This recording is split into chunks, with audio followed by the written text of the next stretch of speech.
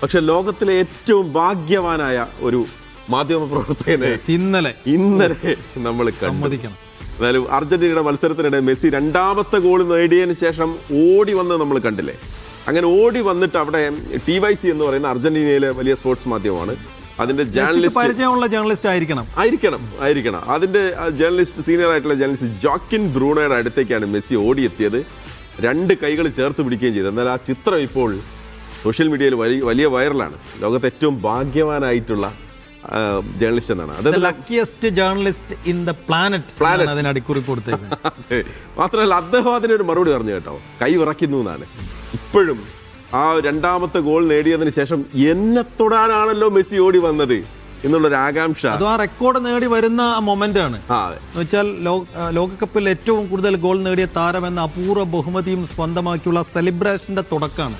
ആ സമയത്താണ് അദ്ദേഹത്തിന്റെ ഒരു കൈ അവിടെ വരുന്നത്, ഒരു ടച്ച് കിട്ടുന്നത്. ഒരു ടച്ച് അയാളുടെ ജീവിതത്തിൽ എക്കാലവും ഓർമ്മിച്ചു വെക്കാൻ കഴിയുന്ന ഒരു സംഗതിയാണ്. ജാക്കിൻ ബ്രൂണോ വല്ലാത്ത ഭാഗ്യവാനാണ് നിങ്ങൾ. ഓക്കെ.